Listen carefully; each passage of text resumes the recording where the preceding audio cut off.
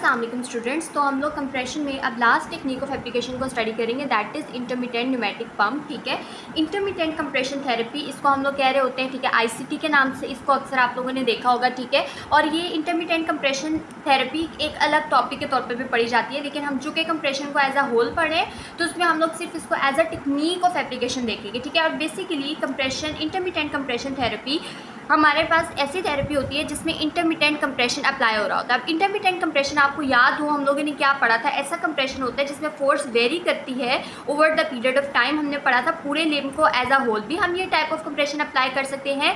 यहाँ पर जो है वो हम लोग डिस्टल टू प्रॉक्सिमल डायरेक्शन में जो है ना वो आहिस्ता आहिस्ता इसको छोटे छोटे पार्ट्स में डिवाइड करके भी जो है ना वो अप्लाई कर सकते हैं। ये बातें हम लोगों ने इसके इंट्रोडक्शन में पढ़ी थी।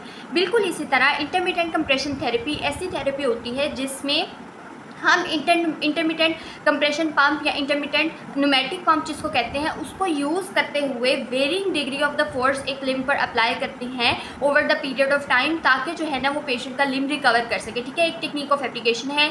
इंडिकेशंस कॉन्ट्रा इंडिकेशंस तकरीबन इसकी वही है। एक दो बातें हम लोगों ने जिसका ख्याल रखना होता है वो हम लोग यहाँ पर जो है वो डिस्कस कर लेंगे। ठीक है, सबसे पहले वो कहते हैं कि इंटरमिटेंट न्यूमेटिक पंप जो डिवाइस यूज़ होता है compression intermittent compression therapy apply करने के लिए, कहते हैं कि इसका बेनिफिट ये है कि आप इसको जो है ना वो इजीली होम यूज़ के लिए इस्तेमाल कर सकते हैं, लेकिन इसके लिए पहले जो भी टेक्निक होती है वो हमें पेशेंट को जो है ना वो करनी पड़ती है और ये अंडर सुपरविजन ही जो है ना परफॉर्म किया जाता है। ठीक है, उसके बाद कहते हैं कि इसके अंदर हमारे पास नंबर ऑफ़ आवर्स के लिए आप अप्लाई कर सकते हैं। और अगर हम लोग जो है ना वेनस स्टेसिस अल्सर में उनास बूट के साथ स्टैटिक उनास बूट हम लोग को पता है क्या अप्लाई करता है, स्टैटिक कंप्रेशन अप्लाई करता है। तो वो कहते हैं इंटरमिटेंट कंप्रेशन अगर हम इन कंजक्शन विद उनास बूट जो कि एक स्टैटिक कंप्रेशन डिवाइस है यूज़ करते हैं तो ये वेनस स्टेसिस अल्सर को बहुत अच्छे से और बहुत टाइमली जो है ना ट्रीट करने के लिए इस्तेमाल हो सकते हैं। ठीक है, ये किस तरह से एक डिवाइस किस तरह से होता है, यहाँ पर एक बहुत रफ सी मैंने जो है ना वो ड्राइंग बनाई है। यहाँ पर बेसिकली क्या होता है, ये एक कफ टाइप बना होता है। ठीक है, जो कि पेशेंट के लिम्ब को कवर करता है। ठीक है, डिफरेंट तरह के कफ्स ऑब्वियसली अवेलेबल होते हैं। फिर यहाँ पर जो है ना एक सिलेंडर मौजूद होता है जो कि क्या कर रहा होता है, फोर्स को कंट्रोल कर रहा होता है। ठीक है, और एक होज होता है जिसके थ्रू जो है ना वो एक स्लीव और एक होज होते हैं जिसके थ्रू हम लोग जो है ना इसको इसके साथ अटैच कर देते हैं। ठीक है, इसकी मैं एक पिक्चर अटैच कर दूँगी, आपको इसकी कंस्ट्रक्शन याद करने की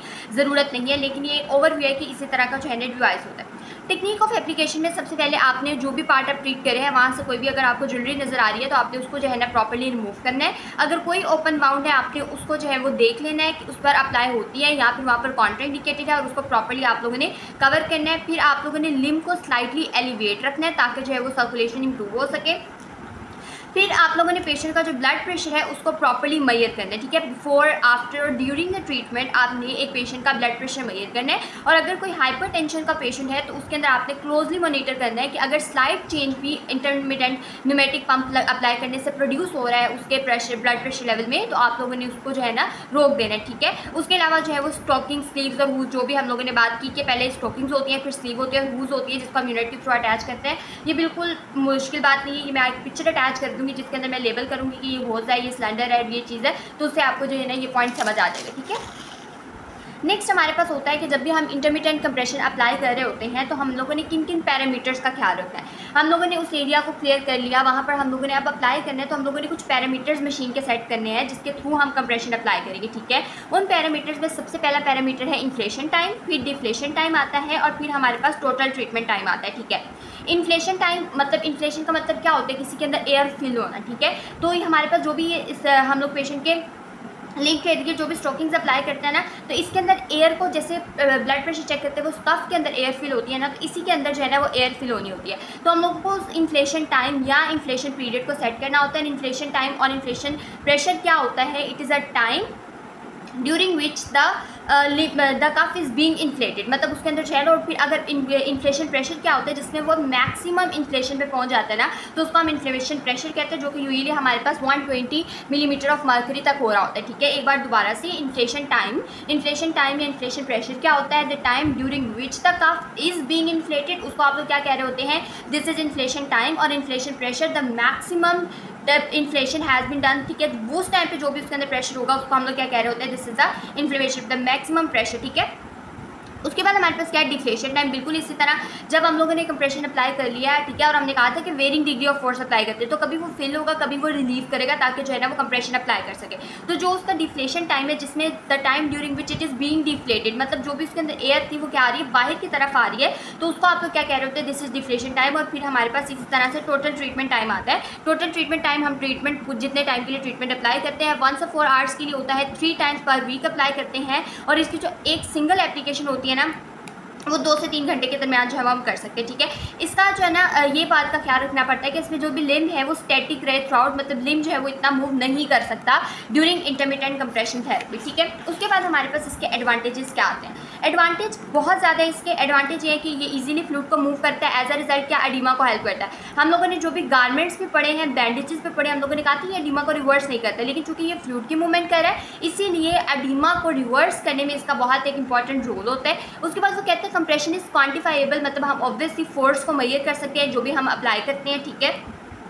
उसके बाद वो कहते हैं कि इसमें एडवांटेज है कि सीक्वेंशियल कंप्रेशन भी अप्लाई कर सकते हैं। सीक्वेंशियल कंप्रेशन से क्या मुराद है, हम लोगों ने पहले भी पढ़ा था कि इंटरमिटेंट कंप्रेशन के हमारे पास 2 टाइप्स होते हैं। सीक्वेंशियल की मुराद है कि हम लोग डिस्टल टू प्रॉक्सिमल डायरेक्शन में छोटे छोटे पार्ट्स में लिम्ब को डिवाइड करते हैं और फिर अप्लाई करते हैं। फॉर एग्जाम्पल यहाँ पर कंप्रेशन अप्लाई हो रहा है, फिर यहाँ पर जो है ना वो रिलीव हो रहा है, और फिर अगली जगह पर कंप्रेशन अप्लाई हो रहा है। इसका फायदा हम लोगों ने क्या कहा था कि यहाँ पर एक वेव ऑफ वैस्कुलर कॉन्ट्रैक्शन चलती है, और ये एडिमा को ट्रीट करने के साथ साथ, एडिमा को जो है ना वो रिलीव करने के साथ साथ जो है ना फ्लूइड को अंदर वैसे के मूव कराने के साथ साथ ये को टुवर्ड्स द हार्ट क्या करता है, पुश भी करता है, एज अ रिजल्ट एडिमा को रिवर्स करने में हेल्प करता है।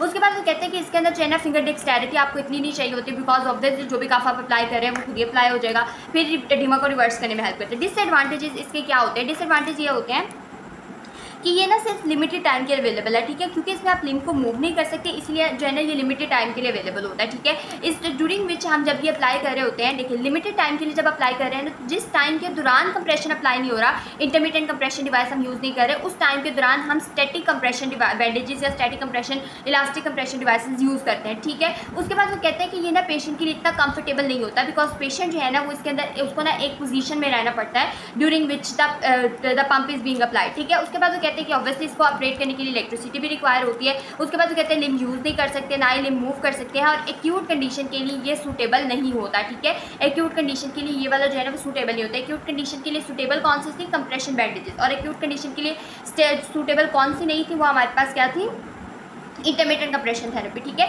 So this was all about compression, ठीक है, जो हम लोगों ने इसके अंदर कंप्लीटली कवर कर लिया। जो भी हम लोगों ने इसके छोटे छोटे पार्ट्स हम लोगों ने कहा था, हम 6 पार्ट्स इसमें कवर करेंगे। हम इसका इंट्रोडक्शन पढ़ेंगे, उसके बाद हम लोग इसके types, effects, indication, Contra indication, precaution techniques पढ़ेंगे।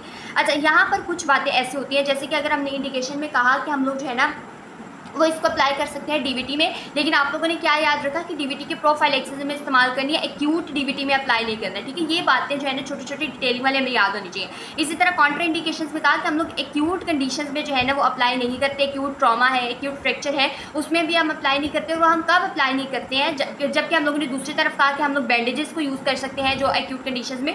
तो डिफरेंट कंडीशंस के अकॉर्डिंग डिफरेंट ट्रीटमेंट वेरी करते हैं। फॉर एग्जाम्पल एंकल स्प्रेन है, उसका एक ट्रीटमेंट प्रोटोकॉल यही है कि हम लोग रेस्ट, आइस कंप्रेशन और जो है ना वो थेरेपी अप्लाई कर रहे हो, तो उसका एक ट्रीटमेंट प्रोटोकॉल ही यही है, क्योंकि उस टाइम पे हमें पेशेंट की उस एरिया में सर्कुलेशन को थोड़ा सा इंप्रूव करने की ज़रूरत होती है। पेशेंट की पेन को रिलीव करने के लिए हम आइस अप्लाई कर रहे होते हैं और कंप्रेशन अप्लाई कर रहे होते हैं, ताकि जो उस जगह पे सर्कुलेशन इंप्रूव हो सके, जो भी ब्लड फ्लो है वो इम्पेयर ना हो जाए, ठीक है। सो ये हमारे पास डिफरेंट प्रोटोकॉल्स है जो कि हम इस्तेमाल करते हैं। फिर कंप्रेशन हम इसलिए भी अप्लाई करते हैं वहाँ पर जो हमारा एक मेन रीज़न होता है कि वहाँ पर जो है ना वो एडिमा ना हो जाए, ठीक है। तो हम लोग को जब भी कोई भी थेरेपी यूज़ करनी होती है तो हम लोग ये चीज़ का ख्याल रखते हैं कि हम ये थेरेपी अप्लाई कर रहे हैं तो इसमें क्या क्या चीज़, क्या क्या इफेक्ट हमें रिक्वायर है, और फिर वो इफेक्ट प्रोड्यूस करने के लिए जो सी मोडेलिटी इस्तेमाल होती है, हम एक्जैक्टली वही मोडेलिटी जो है ना वो यहाँ पर यूज़ कर रहे होते हैं, ठीक है। तो ये चीज़ आप लोगों ने इसके अंदर जो है ना वो समझनी है, ठीक है। उसके बाद आपके पास यहाँ पर एक और बात है कि हमारे पास जो इंटरमिटेंट न्यूमेटिक पंप है इसके कुछ पैरामीटर्स यानी इन्फ्लेशन टाइम, डिफ्लेशन टाइम, जो कि हम डिफरेंट कंडीशंस में इस्तेमाल करते हैं, उसकी मेरे पास 2 टेबल हैं, वो मैं अटैच कर दूँगी, ठीक है। आप लोग उसको देख सकते हैं, वैसे इतना इंपॉर्टेंट नहीं है, लेकिन आप लोगों को बस एक आइडिया होना चाहिए कि किसके लिए ज़्यादा रखते हैं, किसके लिए कम रखते हैं, अपर लिम्ब के लिए कितना है, लोअर लिम्ब के लिए कितना है, कितना ट्रीटमेंट टाइम है, किस कंडीशन में कितना ट्रीटमेंट टाइम है, वो हम लोग जो है ना उसके अकॉर्डिंग जो है ना वो समझ लेंगे, ठीक है। तो ये हमारे पास कंप्रेशन थेरेपी का पूरा पार्ट जो है वो कंप्लीट हो गया।